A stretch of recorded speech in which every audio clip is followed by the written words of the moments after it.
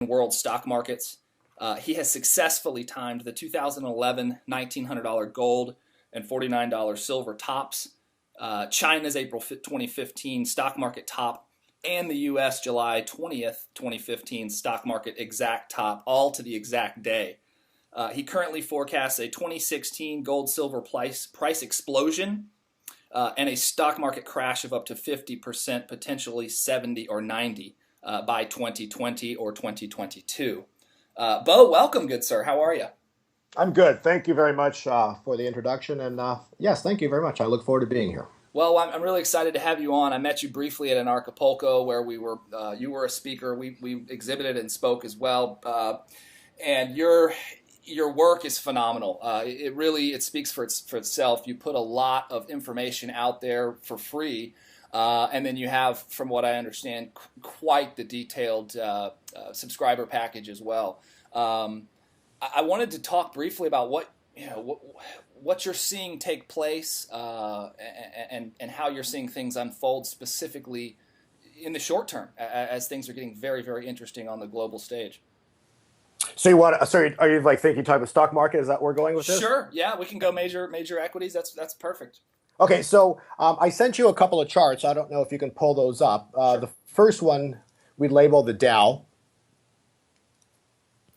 Yep. And what we're looking at there is for the world stock markets, and this is the Dow that we're looking at here. But basically, all the world markets are interlaced. So when one comes down, so does the other. All the world markets have been doing that for a long time now.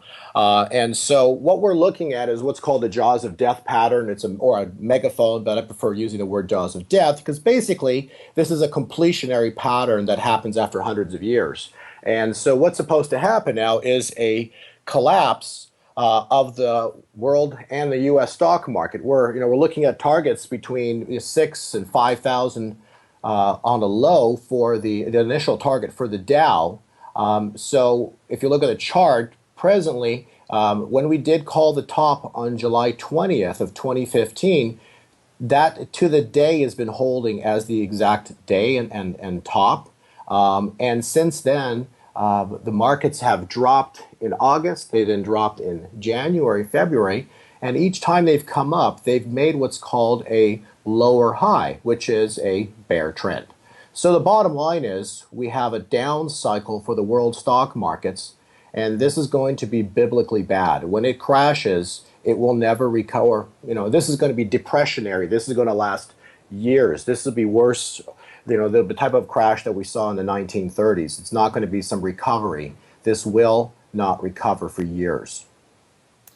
Yeah, it's well, and those of us that are, dare I use the word awake, that are looking at what's going on, studying things in the world, looking at just the sheer monetary madness, the amount of monetary creation that has taken place globally, not just in U.S. dollars, but in every currency imaginable. It's like the fire hose filling a Dixie cup kind of thing. How does this obviously impact the metals? I told you earlier, I've been just a buy and hold guy. Whenever I have too much cash, I buy more metal. I'm not a trader, but I think I know the end game here. The monetary system looks like it's going to collapse, and the metals look like really the no-brainer place to be. How does that play into your work and what you see specifically in cycle work? Well, when you look at the stock market, why does the stock market go up? Why does the dollar go up? Because it's based on one simple premise, and it's called faith and confidence. Simple. That's the only... Dollar has value. Stock market has value because people believe in it. Okay? The moment you don't believe in it, or you lose faith in it, or the faith wobbles, okay, in the stock market or in the dollar, what happens is people always flee and they run to the one asset class that's been around for 5,000 years. That's gold and silver, period.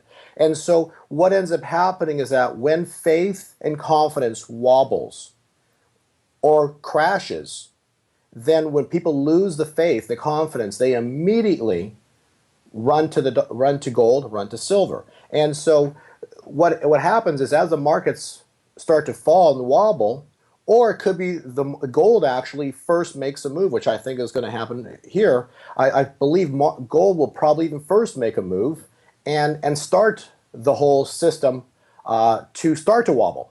So I think that's maybe even how it's going to play out, because that's what it does indicate from the cycles. But the point is, it's about faith and confidence.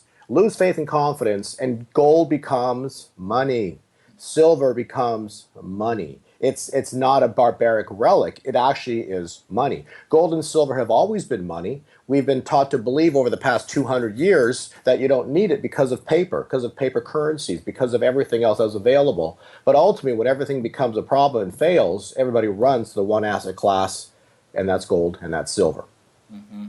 It's true, and looking at present day relative valuations of gold and silver versus 2,000 years ago versus 5,000 years ago, it's a bit stunning, isn't it? It really supports your suggestion that we're going to see a massive explosion in price.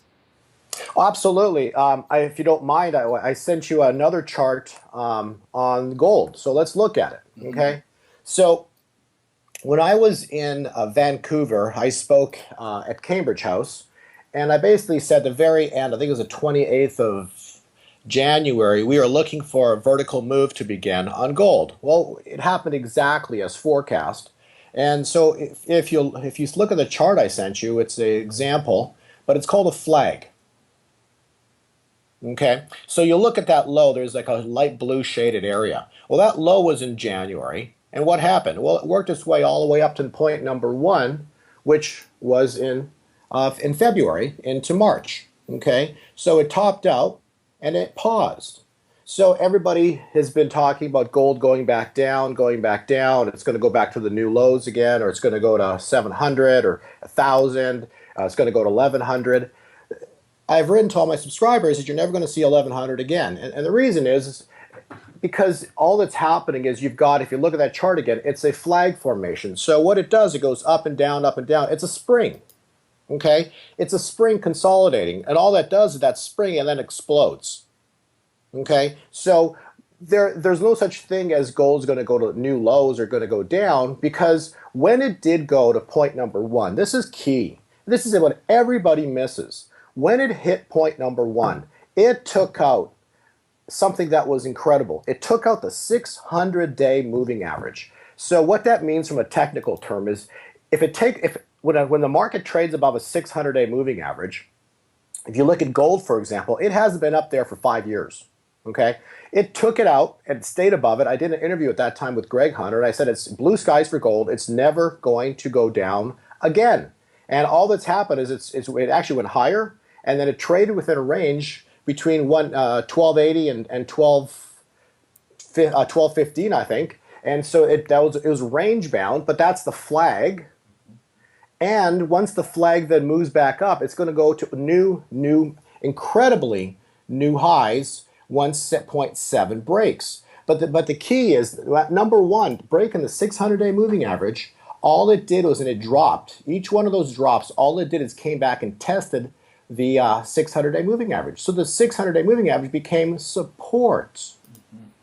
And so once you take it out, a line that was resistance becomes support. And that's basically a technical way of understanding, what happened when that occurred. And so gold is in a bull market. And when we did the interview with Future Money Trends on December 3rd, intentionally, because we knew that was a cyclical low date, we were the only ones in the world that called the low on gold to the exact date. And it was at $1,045. No one else did it. And no one believed us. But we were 100% correct. When I did that interview intentionally, it's been 100% correct. And all you've seen is a flag. We saw a pole. It's come down, form a flag formation. And it was like, oh, technical charts don't work. This is a manipulated market. Are you kidding me? People don't understand. Nothing's broken. All the manipulation in the world, all it does is create perfect charts. That's all it does. They play into all the manipulations, created this beautiful chart. If you look to the next chart, there's gold. Okay? Well, there's your flag. There's your pennant. There is your bull flag formation. And this is as of the end of March, Once you take out that last green line, it's game over. All the bears are going to get squeezed like they've never been squeezed before, and they're going to experience what happens when you short God's money. Gold is going to go vertical. Very interesting. Yeah, I mean this that low of 1045. I mean, looking at this chart, it's incredible. I mean, you planned an interview, you called it for that exact day, and then look at the flag formation that's taken place since then. So the bears that are out there, and some of which might even actually be bulls, they're just short-term bearish. You think they're wrong, that this is the year. I mean, very shortly, and based on this flag formation, how much time could we have left for this thing to complete? There's no time left. Right? Yeah. We're My subscribers know exactly where I'm at and the timing on this. So we've got the timing into the top, and it's pretty exciting. Well, I'm glad you mentioned about manipulation, because that is one of the first objections to chart analysis is, oh, everything's so manipulated, specifically the metals, especially the metals. How can you rely on charts? Well, the manipulation builds the charts, does it not? What specifically in your models makes the coming crash, market crashes, different than those of recent decades? And it seems like the Fed is out of bullets. There's not going to be another TARP bailout per se. It seems like it would coincide with actual geopolitical things taking place. I've got multiple videos on my website. I've made a few of them, and I basically talk about biblical cycles. But long term, it goes back to what's called the monetary cycle of 1764, and it's like, oh, okay, that was so long ago. Well, yeah, but remember, cycle's been going on for 5,000 years. So what is a cycle? It's a wave. Go watch the ocean, okay? There's like wave after wave. There's little waves, big. They're waves. Waves are everywhere. Light's a wave. Sound's a wave. Everything is a wave. Everything. And so markets are nothing but waves, okay? And so going back to 1764, every 21 years, there has been a cycle low on the stock market, okay, on the world market. There's been a monetary issue. Or you can forget the 21 years. You can do it every 42 years. Every 42 years since 1764, since the Currency Act was enacted, there's been a crash low. Okay, well, the problem is this is the 12th cycle of 42 years. And if you do from 1764, 12 cycles of 42 years, guess where you end up? 2016. I've done all my videos, all my presentations. I've always, since last year, had this year, 2016, as a crash low for the world markets. Mm-hmm. Very interesting. Can we talk briefly about the COT? There are some folks out there that are, again, maybe short-term bearish, that say the COT, but based on studying the COT numbers, that gold is going to be going down. You say that's nonsense, or it doesn't play in based on what you're saying, what you're seeing. How does the COT? I mean, what are your thoughts there? Okay, so for COT, commitment of traders. Okay, so for 4 years, there's people out there that are adamant about, oh, the COT numbers rule everything. They are the geniuses. These people who run the COT numbers, who study them and use them as their key for analysis, and they say, oh, because the COT numbers have hit a certain ratio or a certain point, expect gold to get smashed. Okay, well, guess what? That formula worked since 2011 top. It's been a formula that potentially worked for 4 years, 5 years. Guess what? It's old news. Okay? You take that formula, you rip it up, and you throw it in the trash. Okay? Because that formula for analyzing COT numbers, anybody who's used that formula since December 3rd of 2015 has been 100% wrong. They keep calling for gold to get smashed, gold to get smashed, gold to get smashed, and they keep being wrong and wrong. So they've been wrong in December, January, February, and March.